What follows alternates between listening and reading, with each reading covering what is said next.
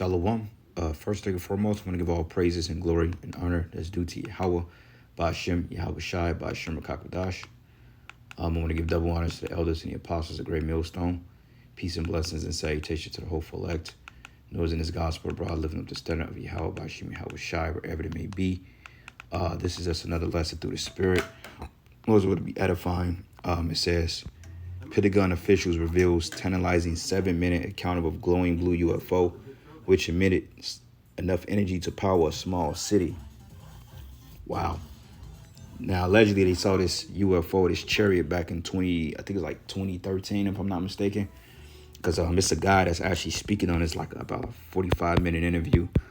And I haven't listened to all of it, just maybe a few minutes, because I just got inside of the article. But Lord's will, I'll listen to it a little later. But basically, man, Esau is declassifying what he's been seeing. I know going back to 2021, they started to declassify what they call UFOs because, for one thing, people have been catching these things on cameras. Okay, people have been seeing footages of them. They've been popping up in clouds, and there's been several movies done on this technology, which is the vehicles of the Heavenly Father. Okay, the chariots of Yahweh, Ba'ashem, Yahweh Shai, and they come in all shapes, forms, and sizes. Okay, chariots can be as small as be as big as a city, or as small as a city block, but they can shift in size if need be. They could become small orbs to the size of continents, man.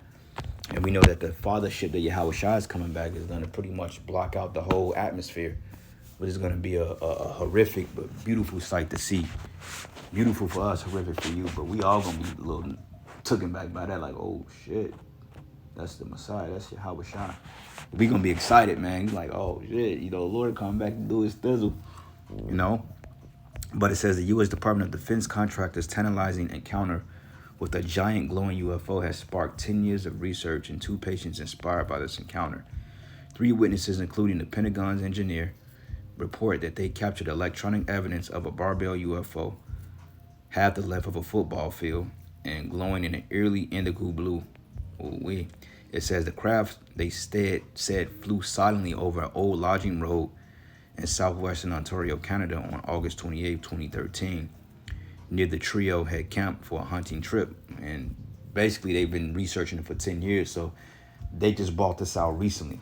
Okay, because I don't think I've ever heard of this one. But it says dailymail.com spoke with the case's first investigators who shared the electronic data from the contractor's attempt to film the object, showing white noise poises in the video that recur in a second loops identical to strobing lights from the UFO itself, which they're not UFOs, these are chariots. Okay? These are the vehicles that the angels ride in, and these are the vehicles that's coming back to bring fire and brimstone right along with the missiles to America. And it says the captured data of the event the witness reported may be the first real physical proof of not just the craft flying, but that it flies by virtue of an incredible, complex, powerful spinning electromagnetic propulsion system. Because I remember they came out, I believe one of the I think he was like a military captain or something. He said that, look, man, even if we was to go to war with these things are thousands of years of light years of technology ahead of our own. So if we was to even have a remote chance of surviving a battle with the chariots or with the angels, the aliens they call it, which are the angels, basically they said, look, we gonna have to innovate our technology in an accelerated pace, and Esau ain't got that technology, man. Going into Revelation 12, the war in heaven, they ain't got a chance, bro, and they know that. This is why they hiding, man. But it says the case was investigated by the same nanotechnology expert whose analysis of a 2007 mass chariot sighting in Texas became a centerpiece of the Steven Spielberg's produced UFO docu-series Encounters, last shown on Netflix. And I gotta watch that. It says, is there another barbell case we're investigating like this? That engineer UFO investigator report Robert Powell told Daily Mail of this rare case. No, it's the only one, so they say. It says Powell told dailymail.com that chariot cases with this shape are so rare that only about 50 to 60 cases exist throughout history. But he ain't seen shit yet. Okay, you think that's rare? Wait till you see what Yahweh Shai finna pull up in. Okay, the scriptures say that Yahweh Ba'ashem Yahweh Shai, the earth is gonna tremble at his presence.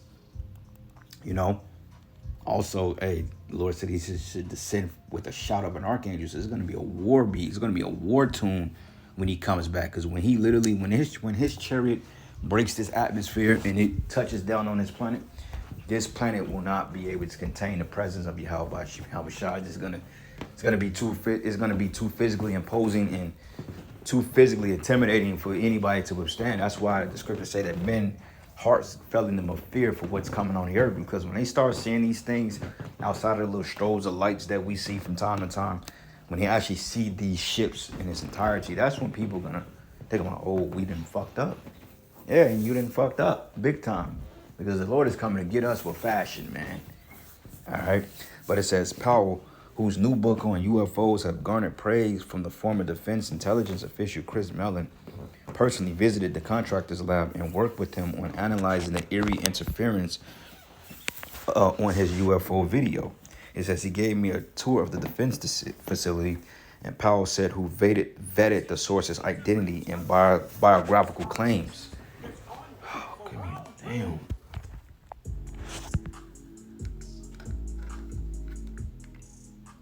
And it says there was a heavy-duty commercial 3D printer in the lab, and there were offices with 3 or 4 engineers that worked there besides him in that his building, he noted. It says in August 2013, the barbel UFO encounter itself, these witnesses said, began around 9:40 p.m. as they were returning to civilization from a black bear hunting expedition, a practice that is legal when done in seasons in Canada. It reads the defense contractor witness was seated in the back of the Dodge 4x4 truck with the 2 other witnesses in the front seat, as reported to Powell and his co-investigator, retired former police detective Phil Leach. It says we were roughly 4.5 or 5 miles from the main road when I noticed something over my shoulder. And he continued to the defense contractor, who wishes to remain anonymous to preserve his Defense Department and business contract. It says the very first thing that was intense was just how bright this thing was, he noted. He says it was spectacular, having been involved with optical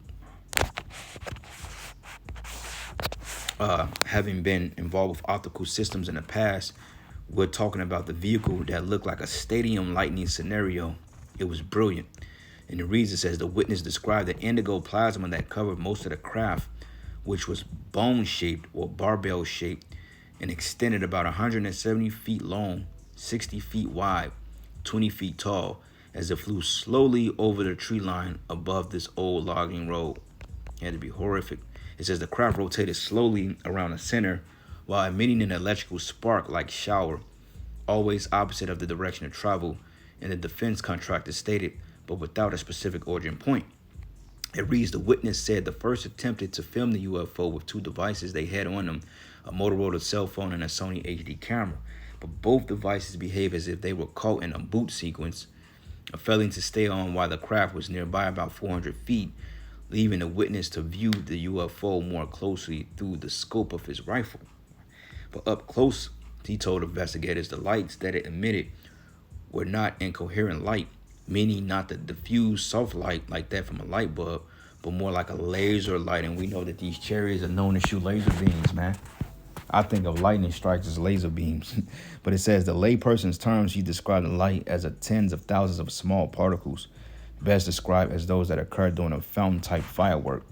But more technically, the contractor described it as coherent light. It was salty to my eyes. And it says, and it was just as if he was looking into a laser that had been passed through with a diffraction grating of something of that nature. Wow. And this is the picture of it here. That's crazy. And they get bigger than that. That's a small one compared to how big they really are. But it says both other witnesses was extremely worked up about this. And the defense contractor said in a videotape interview, in fact, one of them said, just shoot it. Like he wanted me to actually shoot a rifle round into this thing. And the UFO moved in its slow rotating motion for approximately 6 or 7 minutes, eventually allowing the defense contractor witness to film the event with his Sony HD camera, which yielded only the static spike working before and after the event. Then the sighting ended with a similar lit craft emerging on the horizon, and both UFOs zipping off at an incredible speed. So this dude is done, man. Okay, he can't do any. He can't He can't do anything with that. That technology is far beyond his own, and he knows he's through. Okay, he is done, and he knows it. You know. Anyway, that's a pretty long article, but I'll put the article in the description. That way, brothers can watch the video as well, because you may want to come back and do a land back on it. But anyway, this is the book of Isaiah 31, and I'm gonna start at verses 1. It says, "Woe to them that go down to Egypt for help and stay on horses and trust in chariots." Yeah, you know, their military equipment. You know, Esau trusts in his technology. Okay, he thrives himself as being the greatest Air Force that's ever lived, or the greatest Air Force that the nations have ever seen. But yet he can't even do anything with the chariots, man. Okay, he's going to have a problem with the Russians, and he's getting ready to get smoked by the Russians. So how much more can you deal with Yahweh Shai's vehicles? And it says, because there are many, and horsemen because they are very strong, but they look not unto the Holy One of Israel, neither seek the Lord. Yet he is also wise and will bring evil and will not call back his words. Yeah, he's going to bring evil on you wicked ass people. But arise against the house of the evildoers, which is you Edomites, against the help of them that work iniquity. Okay, now the Egyptians are men and not the Most High, and their horses flesh. So your planes, your F-150s, your fighter jets, your what do you call those? Them planes that can your Phantom, your stealth planes, all that shit is that's low level, man. That's low level. That's nothing compared to what we got. It says, and not spirit, and when the Lord shall stretch out his hand, both he that helpeth shall fall, and he that hopeth shall fall down, and all they shall fail together. Okay, and that's the point. It says you are men. Like this guy gonna say, oh well, why don't you just shoot it? Like what you gonna shoot a 50 caliber, a 40 caliber rifle, 50 caliber rifle at a chariot? You know, right? Chariot to deflect that shit back to you 10 times more. Then what you gonna do? And just the fact that if he thought about shooting it, the chariot is what is out there, because the angels know. They already know what you're going to do before you're going to do it. Okay, it was accounts that chariots were chasing chariots were chasing these planes and shit, and the chariots ended up at a spot before they got to their destination. The angels already knew where they was going to go. Because you got to understand, the angels got the cheat code, man. They have the ability to see into the future.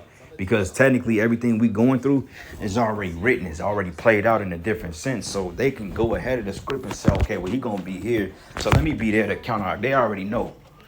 And that's pretty fucking terrifying, man. You have these all-knowing beings that already know what you're gonna do before you do it.